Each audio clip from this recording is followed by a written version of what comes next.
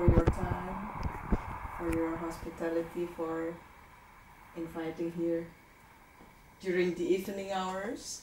It's a pleasure to have you in our midst. Okay.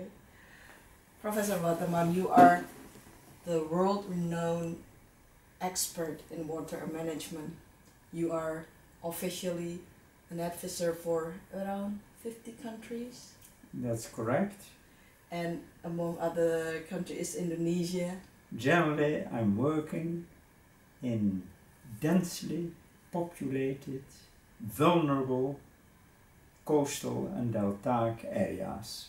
So where the mixture of land and water meet each other in the midst of urban problems. Absolutely, where there is a high densely populated area which is vulnerable with regard to sea level rise, higher frequency and intensity of storm surges, and in the hinterland a higher frequency and intensity of rainfall, and a higher percentage of hard surfaces with a quick runoff of water towards canals and rivers.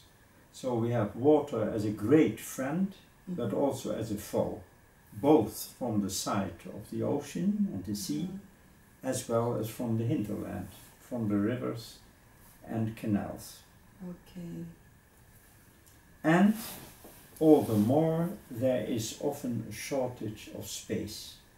Space for living, working, tourism and infrastructure, and at the same time there's the need to preserve or expand valuable environment, nature and landscape. Okay. And for these problems with the scarcity of space, there are three solutions. Making better use of the third dimension, skyscraping and underground development, going up and going down, and multifunctional use of the existing space. That's one solution. A second solution is looking at the existing hinterland for satellite cities. And a third solution is looking into the direction of the sea. For reclaiming land in the sea. Yes.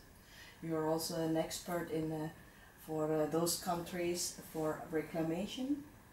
Absolutely, it is one of my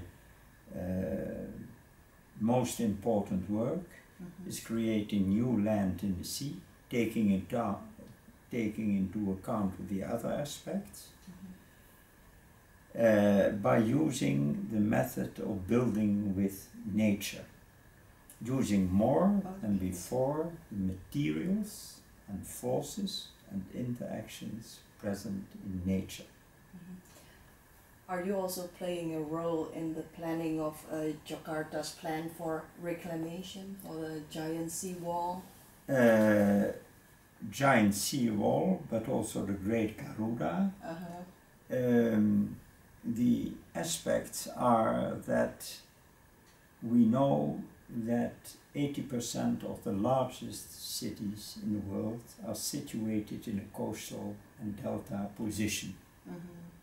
So whether we take Buenos Aires in Argentina, or New York, Los Angeles, Long Beach in the United States, or Lagos in Nigeria, or Mumbai in India, or Singapore, or Manila in the Philippines, or Tokyo, Kawasaki, Yokohama, Osaka, Kobe in Japan, or Shanghai, or Hong Kong.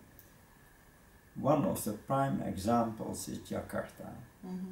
And you can consider Jakarta as a diamond clasp holding together 17,000 lush tropical islands in the Indonesia. Heart of the emerald.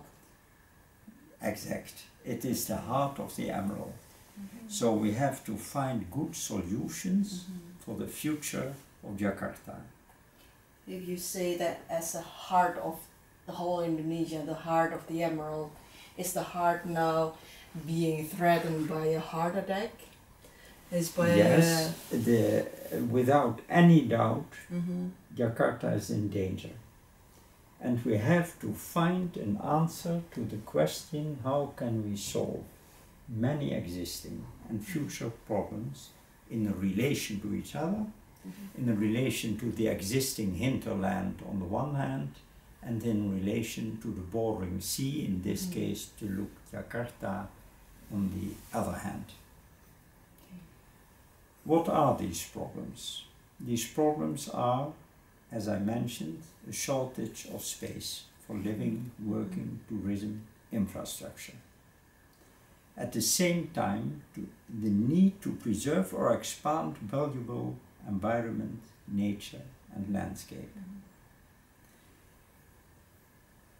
And we have to look at coastal defense. Against the sea or more against the flood coming from the mountain?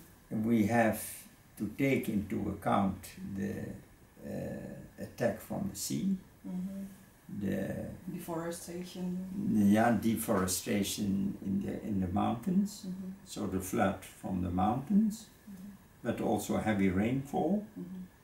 Not to mention the land subsidence. And very important, and it's correct that you mention is the very great land subsidence, caused, amongst others, by too much groundwater extraction. Okay. And now we are coming to the heart of the problem. So there is a shortage of land, and we have to consider carefully the 13 river and Banjir canal system of Jakarta. Okay. As I know that from the history that during the Dutch administration it was organized along the polder system. Yes. It is known as one of the best systems in the whole world to defend the water management. And what went wrong during the relay, the estafette, when the administration of the Dutch retreated and the new administration of Indonesia came? What went wrong with this good system of the polder for the 13 rivers? Well, the point is that the whole of Jakarta is transforming itself into a polder because it's gradually going down below sea level. It has to be protected. It has to be protected by dikes, sometimes known as levees. You need an adequate pumping system for the drainage, and you need room for the rivers and the canals. And you have to take into account their waterfronts. So for the rivers it is, and the Banjir canals, it is essential that they are dredged to a correct depth, that you have bridges across the canals with sufficient heights above the water, and you need to look at the waterfront, and you have to prevent all throwing of waste into the canals. So you have to couple an environmental policy to a water resource management policy. It's absolutely essential. It's so multifaceted and multidisciplinary. Absolutely. We need to look at 21 functions. We need to develop a master plan in which we combine water resources management with an environmental policy. And all the infrastructure. And all the infrastructure. Is that 21 points that you usually present in the stamp? In the collection of stamps. Yes. So I have transformed these functions into pictograms, in which everything is presented. So also energy, infrastructure, water resources management, building sites for living, working, tourism, recreation and infrastructure. Every aspect is addressed, also the social aspects involved. Because sometimes people are building homes in the river itself. Yes. And we have to take care of these people. We have to provide also social buildings. Okay. And we have to take care because we want space along the river and the canals, and we have to pay attention to the waterfronts. And sometimes it means outplacement of the local population, but it has to be done in such a way that it is fully socially acceptable. Okay. So we need also to look at social housing. We need to look for work, creating work, that the people are employed, which is very important for their living. I think it has been a mismanagement for decades. Yes. To let it grow like that, almost Exactly. uncontrollably. Precisely. So we need a flexible master plan which can be executed step by step by step, fitting into a whole flexible master plan. Why is this necessary? Also because of financing. Okay. You cannot create immediately a total master plan. It has to be executed. The master plan has to be flexible because then adaptation is possible. Yes. And you need to do it step by step by step. As a matter of fact, you need to establish a war room because it's a war which has to end in victory for Jakarta. And the interesting thing is, when we do it right for Jakarta, it means absolutely cooperation between DKI Jakarta and the central government, hand in hand. And if we find good solutions for Jakarta, which is the highest problem, we can also find in the same way solutions for Surabaya, Semarang, Makassar, Balikpapan, Pontianak, all cities all around the archipel of Indonesia, because many of them are facing to a lower extent, but they are facing the same problems. And to find a solution for Jakarta means a solution for all the big cities of Indonesia. As you say, we can use Jakarta as a worst case scenario, like a case study for the whole Indonesia or even for the whole world. As the worst case, but at the same time as a pilot, Jakarta as the challenge to become a great Jakarta, a shining example for Indonesia. It's also the challenge to win. It is the challenge to win, because this battle has to be won together with the population, with DKI Jakarta, with all the commentarians of the central government, hand in hand. It's the only way. As you have walked through all the development of Indonesia for decades, exactly how long ago did you start to guide the government of Indonesia? In 1983 I started. I worked together with Pantura, with a special attention to Jakarta Utara, Tanjung Priok, the infrastructure. And then already we started with the idea of land reclamation in Teluk Jakarta, but always in combination with the 13 river and Banjir canal system. Did you detected that problem, that core problem that you mentioned earlier, already in the 80s? Yes, it I was recognized it, and that is the reason why I went there in 1983. In the first place. In the first place, to analyze the problems and to think of methods in remediation, in improvement of the Jakarta. How did the government at that time respond to your advice? What was your advice actually? Well, my advice was very clear. And in a part I had support. In part?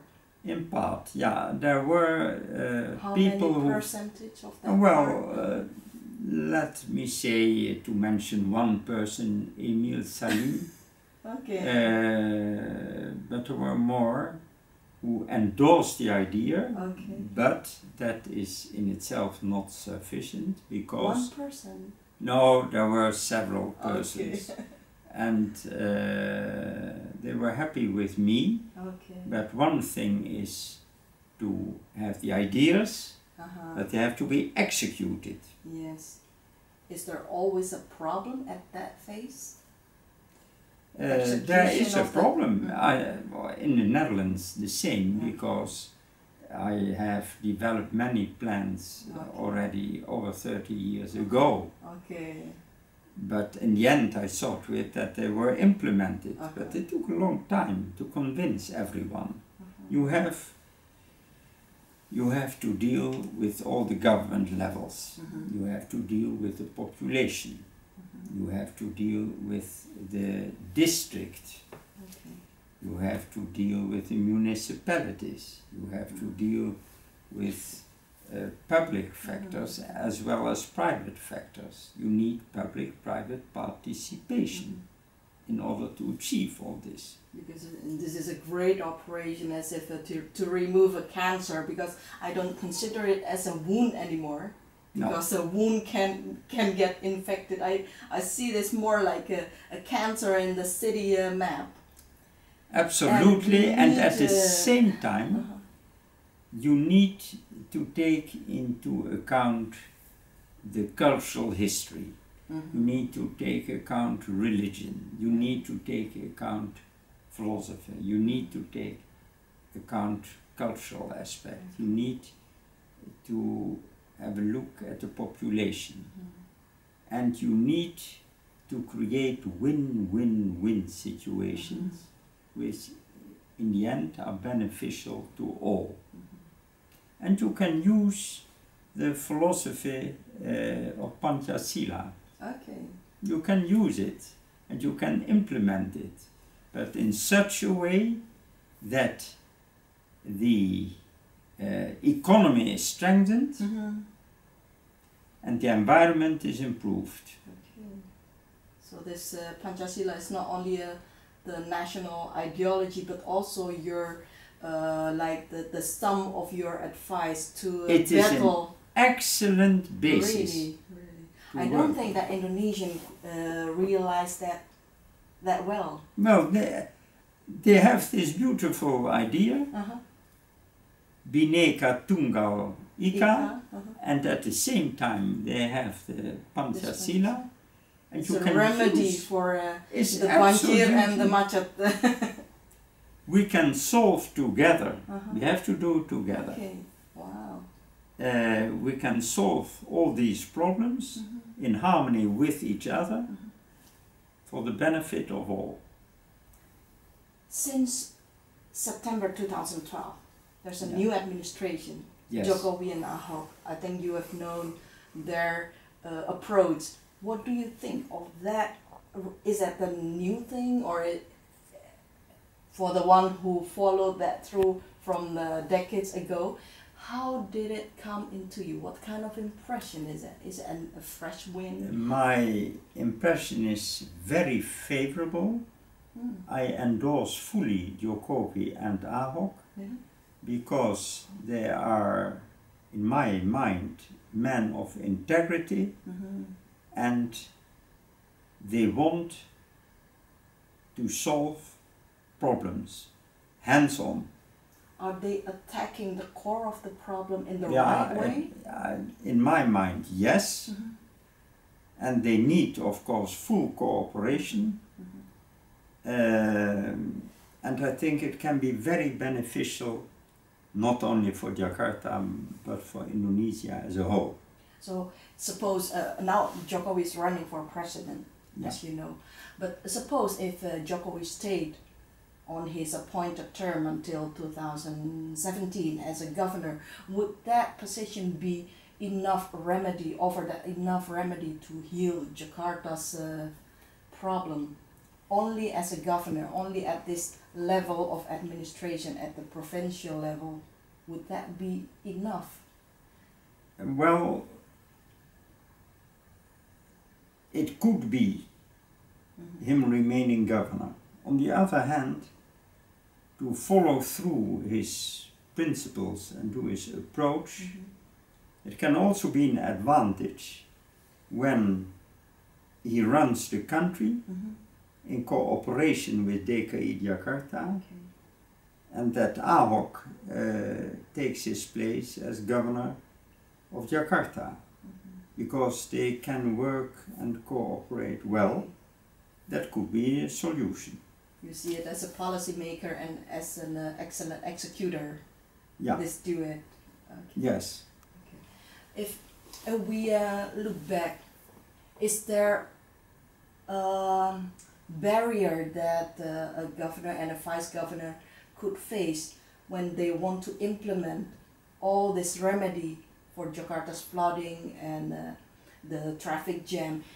What kind of barrier that the local government level would face, considering the level above? Is it, I'm trying to find out, is the authority for the 13 rivers that run through Jakarta, is it under the governor of DKI, or is it more the level of national administration? Well, without any doubt,